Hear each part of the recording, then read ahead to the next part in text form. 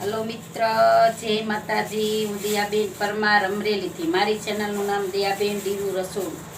तो आज आपणे कोबीनु अलग रीतथी शाक बनावशुं पत्ता काढीने।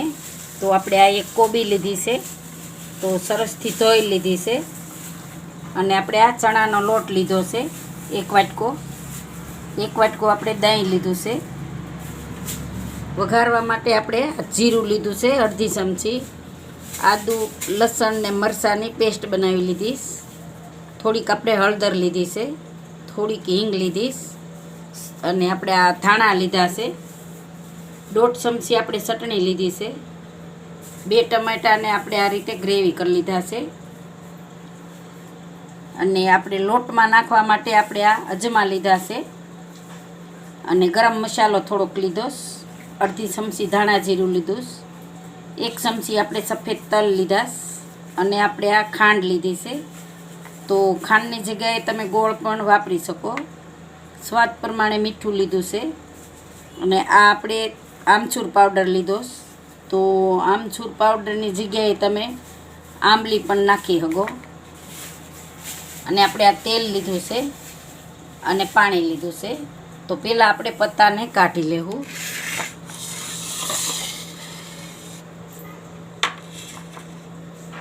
તો આ રીતે આપણે પત્તાને પહેલાં કાઢી લેવું। આપણે આખા પત્તા કાઢવાના છે, તૂટે નહીં એ રીતે આપણે કાઢવાના છે। તો એક એક કરીને પત્તું આ રીતે આપણે કાઢી લેવું।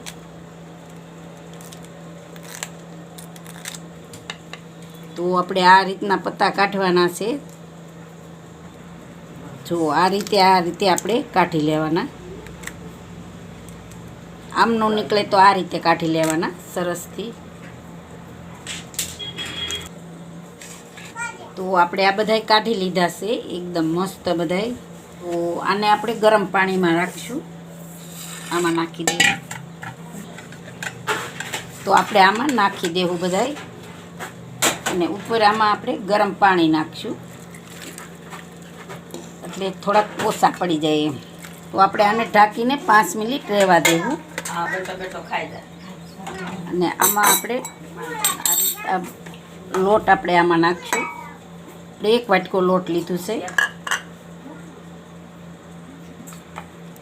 અને આપણે આ 1 ચમચી તલ લીધા છે સફેદ,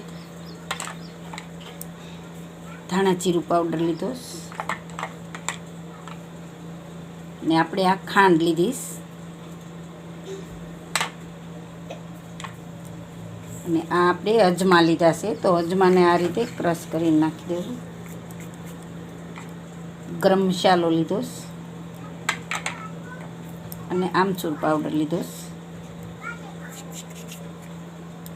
સ્વાદ પ્રમાણે એમાં આપણે મીઠું નાખીશું।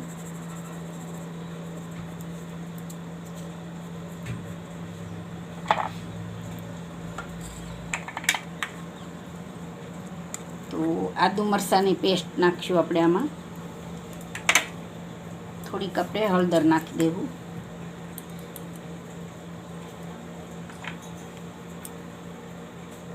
થોડુંક લાલ મરચું નાખી દેવું, બધું મિક્સ કરી લેવું। તો આપણે 1 ચમચી જેટલું તેલ નાખીશું આમાં અને બધું મિક્સ કરી લેવું।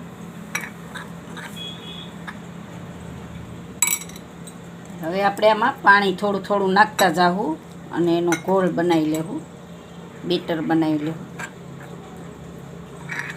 આછું નથી કરવાનું, આપણે સહેજ ઘાટું રાખવાનું છે।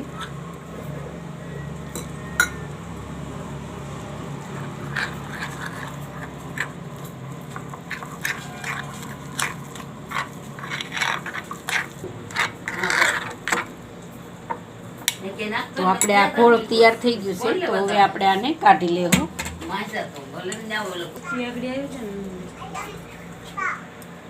તો આપણે આ બધાય બારા કાઢી લેવું, આ રીતે ઊંધા મેલ દેવું એટલે નીતરી જાય એમ।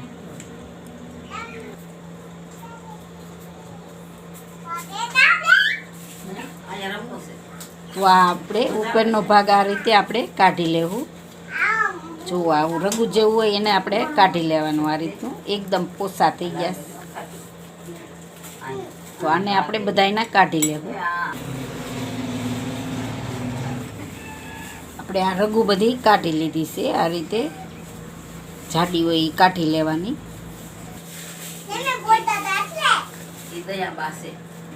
જો આ રીતે આપણે રાખી અને આપણે આમાં ભરતું જવાનું. થોડું થોડું આપણે આ રીતે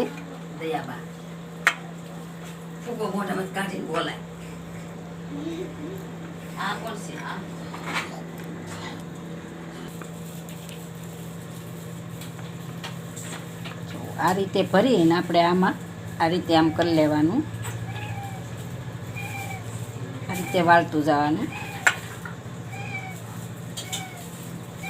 આ રીતે વાળીને આપણે આને સાઈડમાં રાખી દેવું. આને આ રીતે બધાય આપણે બનાવી લેવું. તો આ રીતે આપણે બનાવીએ ત્યાં આપણે પાણી ગરમ મેળી દેવું આમાં. તો આપણું પાણી ઉકળતું થાય અને આમાં આપણે તેલ ચોપડી લીધું છે. એકદમ સરસ તેલ ચોપડી લેવાનું અને પાણીને ગરમ થવા દેવું. અને ગરમ થાય તો આપણે આ બધાય બનાવી લેવું. આપણે બધાય વાળી લીધા છે એકદમ સરસ. તો હવે આપણે આમાં મેલી દેવું. આમાં બધાય આપણે ગોઠવી લેવું. તો આપણે આ બધાય ગોઠવી દીધા છે. તો હવે આપણે આને ઢાંકી દેવું અને આને આપણે 5 મિનિટ. તો આપણે 5 મિનિટ થઈ ગઈ છે. તો હવે આપણે જોઈ લેવું. તો ચાકા હું આપણે જોઈ લેવું. એકદમ સરસ બફાઈ ગયા છે. જો તો હવે આપણે આને ગેસ આપણે બંધ કરી દેવું અને આને આપણે બહાર કાઢી લેવું. આ ઉતારી લેવું. તો આપણે હાથ બળે ને એ રીતે આપણે આ સીપીઓ લીધો છે. તો આ સીપિયા હું આપણે આમાં આપણે કાઢી લેવું.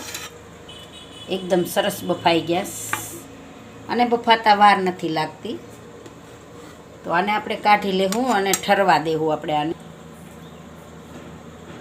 તો આપણે આ બધાય કાઢી લીધા છે. તો હવે આપણે આને 2 મિનિટ જેવું ઠરવા દેવું. ઠરી જાય પછી આપણે આને સુધારીને આપણે જોઈ જોવું. તો હવે આપણે આને જોઈ આ રીતે આપણે આને સુધારી લેવું. કાપી લેવું આને. તો આ રીતે આપણે આને કાપી લેવું. જો એકદમ સરસ સડી ગયા છે. તો આપણે આ રીતે બધાય કાપી લેવું. તો આપણે આ બધાય સરસથી કાપી લીધા છે. સુધારી લીધા છે એકદમ મસ્ત. તો હવે આપણે તેલ મેકશું. આપણે આ કડાઈ એક માંડશું. આમાં આપણે થોડુંક તેલ નાખી અને આપણે ફ્રાય કરવાના છે. તો તેલને ગરમ થવા દેવું. તો આપણું તેલ ગરમ થઈ ગયું છે. તો આપણે આમાં ફ્રાય કરી લેવું આ રીતે.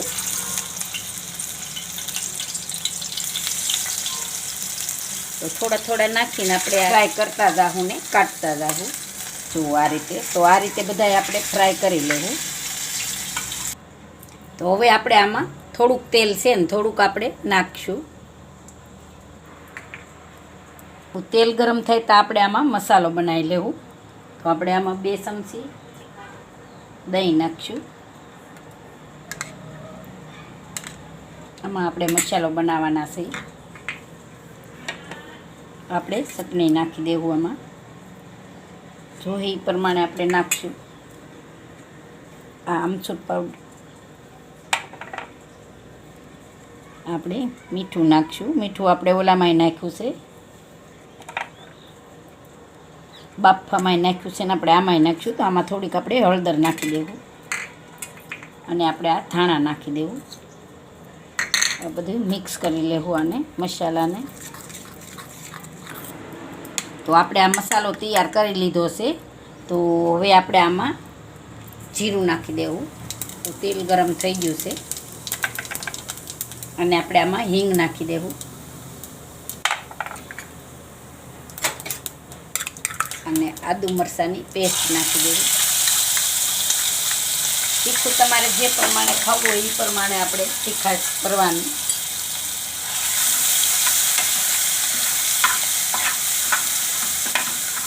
આ બધું આપણે સતળાઈ ગયું. તો હવે આપણે આમાં આ ચટણીની વસ્તુ આપણે આ ગ્રેવી કરી છે એ નાખી દેવું. મસાલો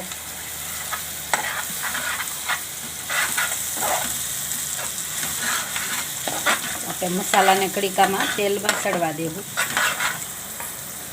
તો આપણે આ થોડું મસાલાવાળું પાણી છે એ નાખી દેવું.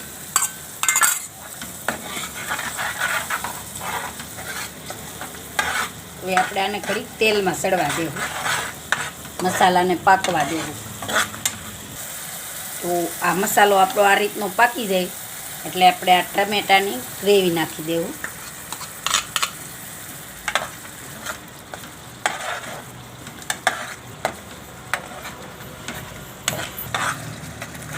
તો આપણા ટમેટા સરસથી આમાં તેલમાં પાકી ગયા મસાલામાં. તો આપણે એટલું હજી દહીં વધ્યું છે એ આપણે આમાં નાખી દેવું.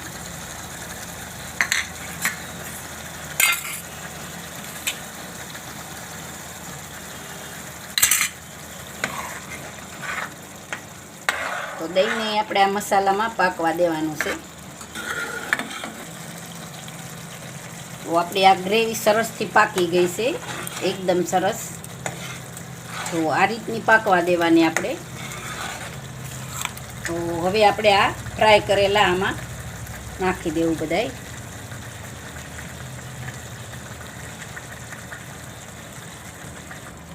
તો આપણે આ બધાય નાખી દીધા છે અંદર આપણે આ રીતના ગ્રેવીમાં.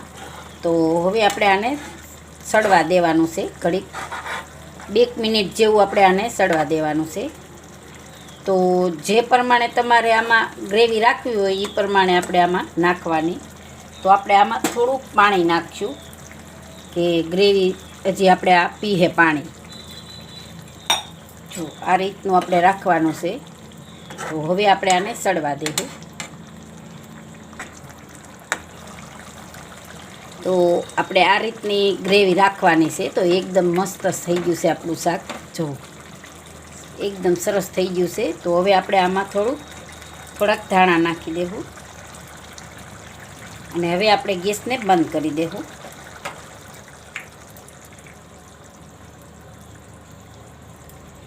આને નીચે ઉતારી લેવું.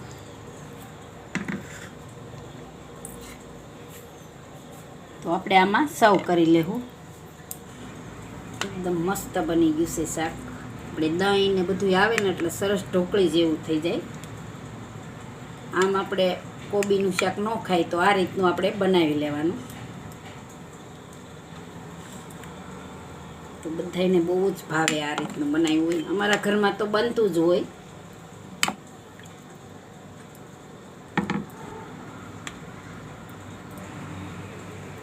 ઉપર આપણે ધાણા રાખશું. તો તૈયાર છે આપણું કોબીનું અલગ રીતનું ગ્રેવીવાળું શાક. જો મારી રેસીપી પસંદ આવે તો લાઈક કરજો, શેર કરજો અને સબસ્ક્રાઈબ કરજો. બેલ આઇકન જરૂર દબાવજો. કોમેન્ટ કરીને કહેજો કે તમને કેવું લાગ્યું કોબીનું અલગ રીતનું ગ્રેવીવાળું શાક.